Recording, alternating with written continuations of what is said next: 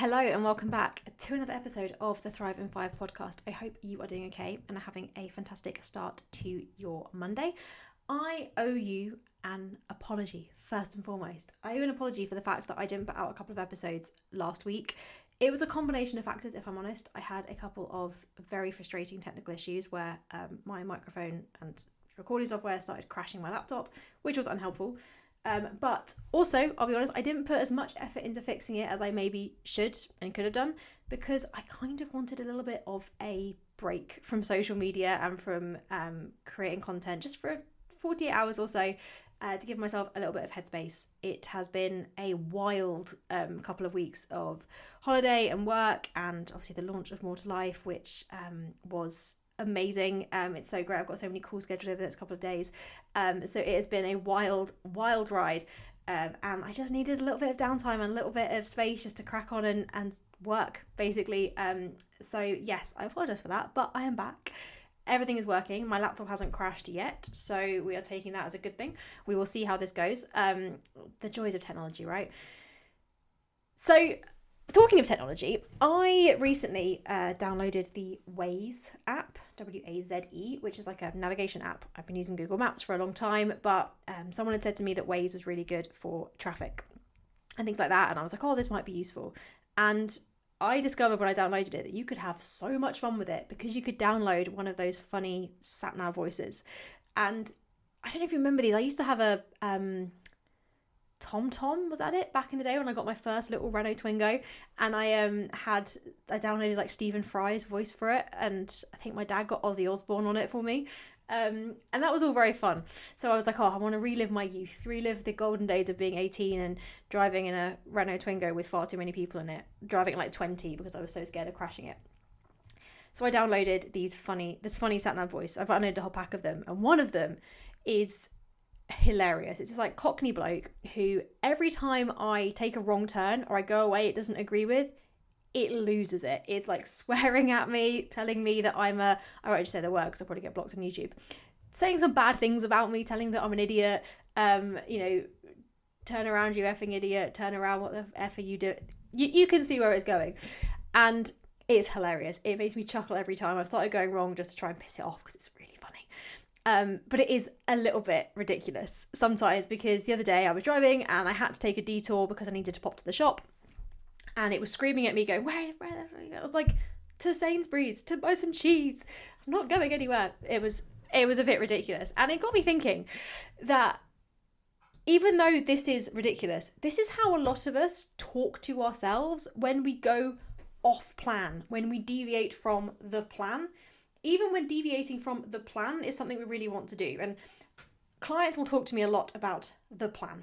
The plan being, going to the gym however many times and sticking to your calories and doing your steps every day and all of that stuff. Like, we want to stick to the plan. And when something comes up that is off plan, a midweek meal out with friends, or skipping a workout because you just need an early night after a really tough day, or because the gym's closed, ordering a dessert because you kind of fancy it and it's something you really want to do, it's like we've got this built-in like sweary sat-nav in our heads that screams at us every time we take a different turn, every time we go a way that wasn't the initial map, even if that is a road we want to go down. But here is the thing, and I think it's really important for us to remember, is that you're not lost. You've just made a choice, and there is a difference. I was talking to a client earlier today about guilt, about feeling guilty for deviating from the plan, in inverted commas. And I was sort of challenging her and saying, but what are you feeling guilty about? Where does that guilt come from? What is it? And something that she said, and I think this is something that so many of us feel, is that it's not that we've done something naughty or bad, but it's that we're doing something that we feel like is going to take us away from the progress that we want to make. We believe that if we have the dessert or skip the gym or go out for a meal out with your partner on a Wednesday, that's it. Like, you've let yourself down. You have deviated from this plan. Let's be really real for a second. You are not guilty of anything, despite the fact you feel guilty. You didn't commit a crime. You just had dinner with your partner on a Wednesday night. And yet we somehow act like that is something that we need to be abused for, or that we need to make up for. It's something that we've we've done wrong. And that mindset creates what I call the I'll make up for it cycle. We don't just feel guilty for the fact that we went on a meal out on a Wednesday. We either think, well, I'm going to swear now because even though I've been not doing it all episode, well, fuck it. I'm going to hit the fuck it button. What's the point? I've ruined my diet. Or we think, let's try and fix it. And we'll go, right, I'll skip lunch tomorrow to balance it out, or I'll do extra cardio to make up for the fact that I've eaten too much, or I'm going to be super strict. I'm going to be really good. It's another word I hear a lot. I'll be really good this week. And then what happens? You're not actually enjoying the meal out that you've gone on. You're already thinking about how you're going to undo it. And then when life happens again, another midweek meal out, another decision that doesn't align with the plan, you feel guilty again. You make up for it again. And suddenly food and exercise and all of those things that you're doing to look after yourself, they stop being about enjoyment or progress, and they start becoming about kind of debt repayment, if you like. Going back to the sat-nav analogy, if you take a different turn while driving because you've got to pop to Sainsbury's to go and buy some more milk, your sat-nav doesn't scream at you to turn around immediately and then go back to the exact original route. It adjusts. It might originally say, go on, spin around. And then it will go, actually, if you go on the roundabout up here, you'll get back to where you want to go. Oh, actually, if you do this, you're going to get there eventually. You can take this little deviation.